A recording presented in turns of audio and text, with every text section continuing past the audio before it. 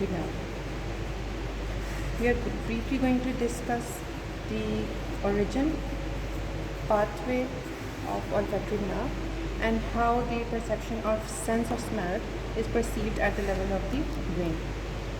So to begin with, this whole process starts at the level of the nose. So this is the lateral wall of the nose, showing the inferior concha, middle concha and the superior concha. The epithelium covering the superior concha is a specialized type of epithelium that we call as the olfactory epithelium. So this sensory olfactory epithelium, it has three types of cells: the bipolar cells, the supporting cells and the basal cells.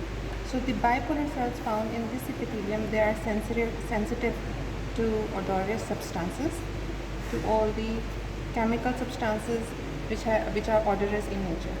And the processes of these bipolar cells, they constitute the olfactory nerve fibers. Now these olfactory nerve fibers, they pass through the cribriform plate of the ethmoid. So this is the cribriform plate of the ethmoid found in the anterior cranial fossa, and via these olfactory nerves, they enter the anterior cranial fossa. Once they enter the anterior cranial fossa, they join the globular structure which we call the olfactory bulb. Inside this olfactory bulb, there are multiple types of cells, but the cells of concern at the moment are the mitral cells.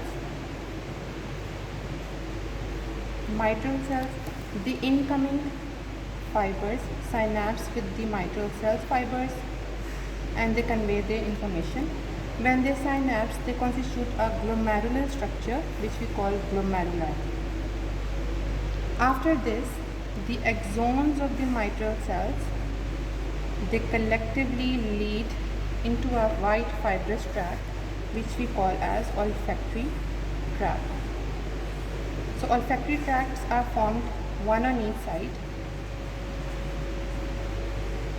When the olfactory tracts, they pass posteriorly and they encounter the area of the anterior perforated substance, they divide into medial and lateral stria. So this is, let's say this is the lateral stria and this is the medial stria. So we said that olfactory tracts, they pass posteriorly. This olfactory bulb and olfactory tracts, they are present just beneath the inferior surface of the frontal lobe. And if I make it more visible on this video, this is the inferior surface of the frontal lobe and this is the olfactory bulb leading into the olfactory tract. And you can see, you can appreciate here that almost here at the area of anterior perforated substance, it divides into medial stria and the lateral stria. The medial stria, they join the medial stria of the opposite side, and the lateral stria, they pass to the olfactory area which is found in the temporal lobe. So if this is the lateral stria and this is the medial stria, the fate of this medial stria is to join the medial stria of the opposite side, and in this way the information from the right side is interconnected with the information from the left side. However, this left stria, it directly passes to the temporal lobe, and the area of the temporal lobe concerned with this is the primary olfactory area.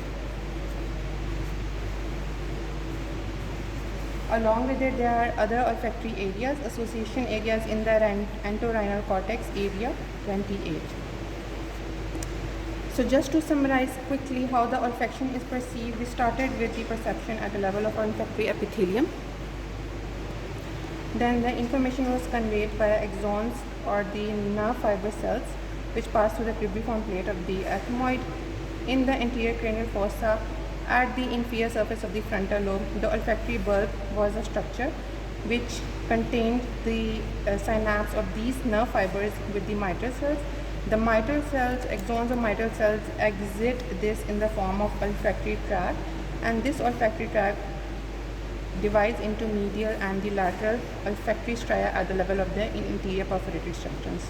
The lateral olfactory stria goes to the olfactory area, and the medial olfactory stria joins the medial olfactory stria of the opposite side, And once again, this is how the if you look into the other model, this is the inferior surface, and this is the inferior surface of the frontal lobe. This is the olfactory bulbs formed on the two sides, and this is the continuation into the white tract, olfactory tract, which divides into medial and lateral stria.